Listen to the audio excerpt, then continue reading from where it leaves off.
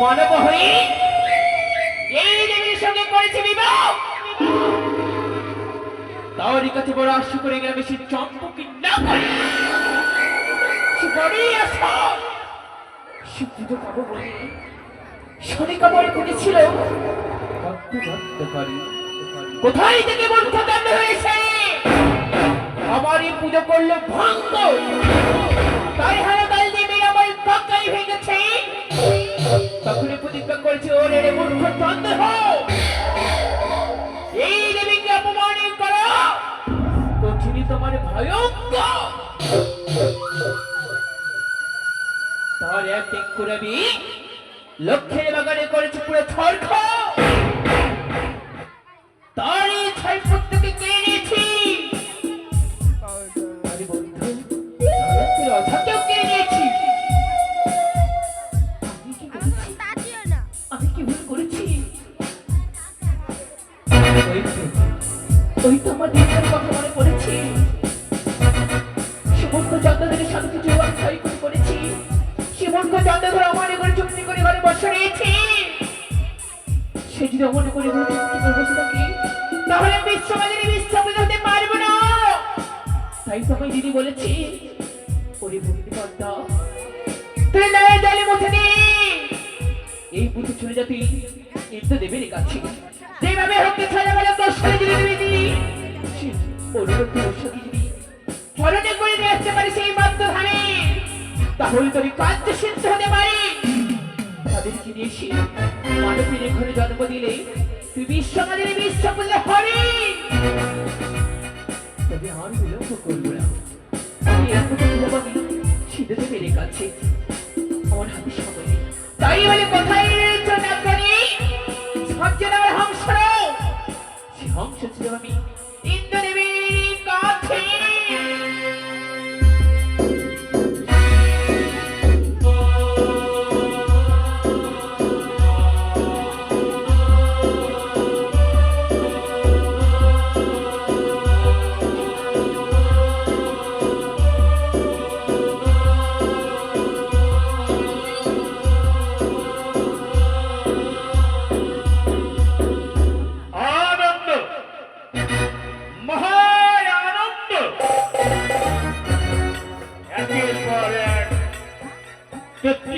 দেবতার সমারোহে যে উষায় অনুরুদ্ধ তারা তিলোত্তমা ছায়া অনুপমা নিত্যে বাধিত করে তুলল আমাদের।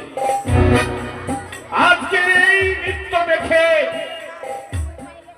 আমি এখনো তাদের দৃষ্টিগুলো বিস্মরণ হতে পারি না। তাই পশ্চাতে চেয়ে দেখি একের পর এক সমস্ত দেবী দেবী নিজ নিজ মন্দিরে চলে গেছে। অযথা শূন্য ব্যায়াম সবাই আমি পড়ে রয়েছি।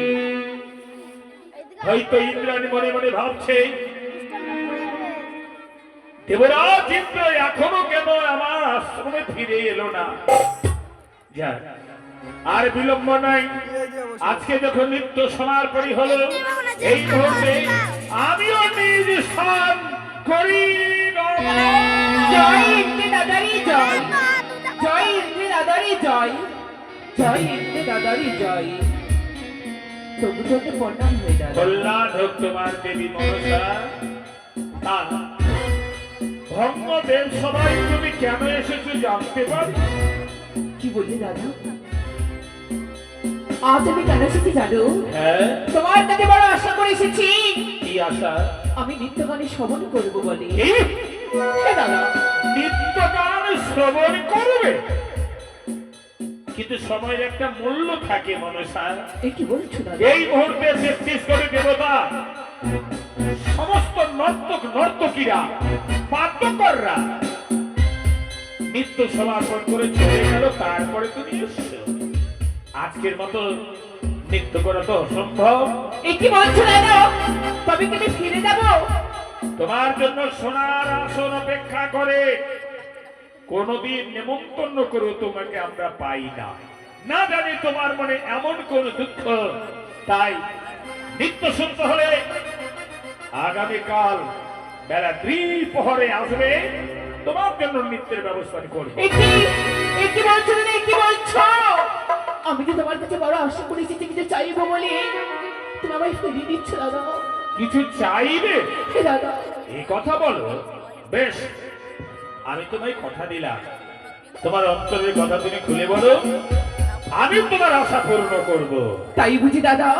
তবে আমি যে সে তোমার মুখের বাড়ি বিশ্বাস করি না, তাই আমার সঙ্গে হাতে হাত রেখে অঙ্গীকার করতে হবে। তোমার সঙ্গে সত্যে আবদ্ধ হতে হবে দাদা। এই নাও, একই সত্য, দুই সত্য, সত্য তিনবার। যা বাক্য বলবে তুমি পালিব বারবার। বেশ দাদা, বেশ, শ্রবণ করো। আমি বলছি দাদা। ও দেব, ও রাজগো,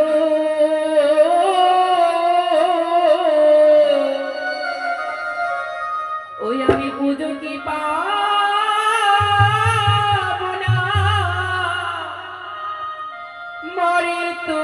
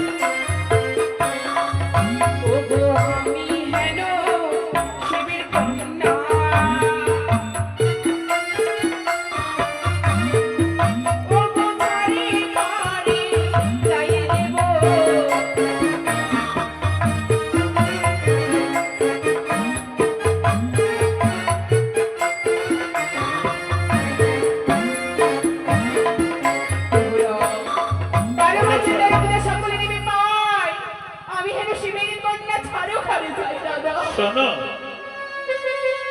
তোমাকে চেষ্টা করতে হবে মর্তের মানবের হাতে পুজোর জন্য প্রয়োজন বোধে ছলনার আশ্রয় নিয়ে তাদেরকে তোমায় জাগ্রত করতে হবে, তবেই তো পুজো পাবে।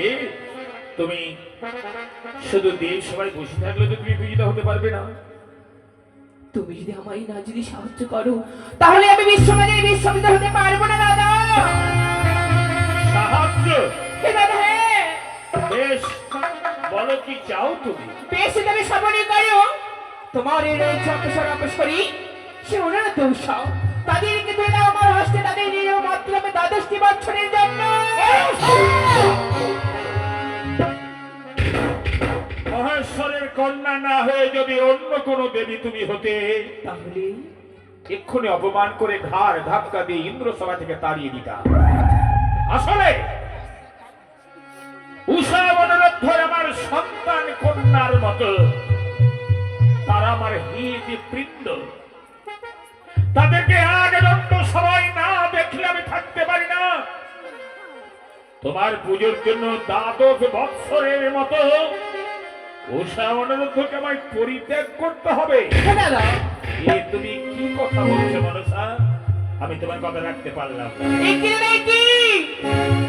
তুমি আমার কথা রাখতে পারলি না? তুমি দেবতা হয়ে আমার সঙ্গে সত্য করেছো, সত্য কথা তুমি ভুলে গেছো। সত্য? সত্য পালন করলে হয় স্বর্গে ঠাই, সত্য বিনষ্ট হলে সে নরকে যায়। না না মনসা, তুমি দয়া করে আমার এই সত্যটা ফিরিয়ে দাও। আমি পারবো না, আমি পারবো না, আমি পারবো না। তোমায় যে পারতেই হবে দাদা, পারতেই হবে, তোমায় পারতে হবে দাদা। আর যদি তোমায় উৎসাহ অনুরোধকে আমি না তুলে দিই, তাহলে আমি বিশ্বমানের বিশ্বপতি হতে পারবো না দাদা। ঠিক আছে, ভাবিতে উচিত ছিল প্রতিজ্ঞা যখন ত্রিসত্যে সত্য হয়েছি আমি, আমার সত্য যদি বিনষ্ট হয় স্বর্গ মর্থ যাবে রসাতল। আমি আমি কথা যখন দিয়েছি উৎসাহ অনুরোধকে দেব, কিন্তু তোমার সহযোগিতার প্রয়োজন। বলো দাদা, বলো। আমি এই মুহূর্তে আমার নারদকে ডেকে নৃত্যের আয়োজন করব। নৃত্যে যখন মেতে উঠবে উৎসাহ অনুরোধ, ঠিক সেই সময় সুযোগ বুঝে সর্পের ভয় দেখিয়ে নৃত্য ভঙ্গ করতে হবে। বেশ রে বেশ, আমি পারবো।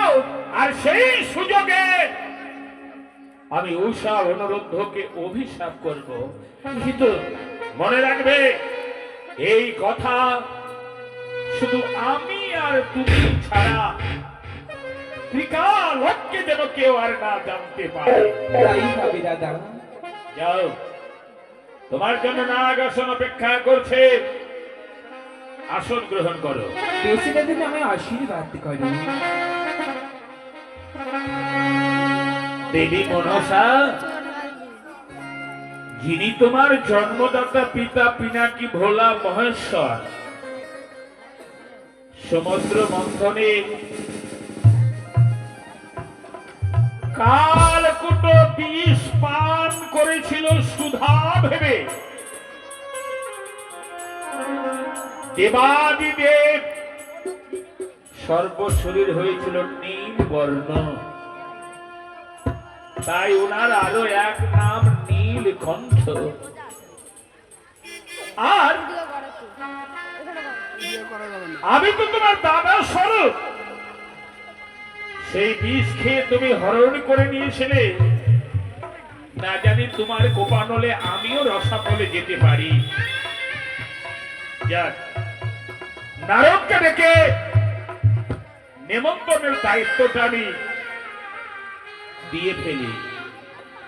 কোথায় দেবর্ষি নারদ?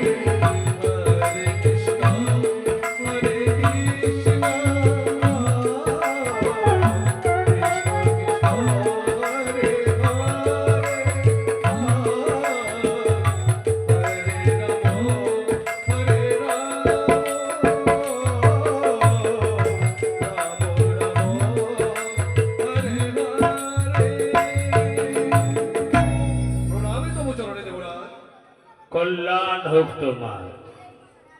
দেবঋষি নারদ, হ্যাঁ বলুন। তুমি দেবতার ঘটক, সমস্ত বিপদ আপদ আমার উদ্ধার করেছে তুমি। তা বটে, মহা সংকটে পড়েছি আর। সংকটে? হ্যাঁ। এ কি বলছেন দেবরাজ? আপনার এই দেবসভায় এমন সংকট আসতে পারে এ তো আমি ভাবতেও পারি না। শোনো না রো। পিনাকি ভোলা মহেশ্বরের কন্যার নাম মনসা। মনসা? নিশ্চয় চিনো বুঝিয়ে। হ্যাঁ অবশ্যই। নিত্য শ্রবণ করবে বলে আবার দেব সবাই আমার কাছে এসে সে অনুরোধ করেছে। অনুরোধ করেছে? তাকে আমি কথাও দিয়েছি আবার নৃত্য হবে। এ কি দেবরাজ, আমাদের ইতিপূর্বে এই দেবসভায় সুন্দর একটা মুহূর্ত নৃত্য গীত সবাই মিলে পরিদর্শন করেছি, আবার নৃত্য গীত হবে এই দেবসভায়? হ্যাঁ হবে। আমি যখন কথা দিয়েছি নৃত্য আমাকে করাতেই হবে। আসলে সেটা তো আমার অজানা নয়। তুমি দয়া করে এই মুহূর্তে 33 কোটি দেবতাকে নিমন্ত্রণ দাও আর ছুটে যাও উষা অনুরোধ কুটিরে। তারপর আজকের নৃত্যে শুধু তারা দুইজনই অংশগ্রহণ করবে, বাকি কোন নর্তক নর্তকীর আমার প্রয়োজন নেই। আচ্ছা, শুধু অনিরুদ্ধ শাহ হ্যাঁ। দুজনকে নিয়ে আসবে এই দেবসভায়। দেবসভায়। আপনি কোনো চিন্তা করবেন না, আপনি একটু বিশ্রাম করুন। এই মুহূর্তে এক এক করে 33 কোটি দেবতা সকলকে নিমন্ত্রণ করবো। সকলকে নিমন্ত্রণ করার পর ছুটে যাবো অনিরুদ্ধ শাহ কুটিরে।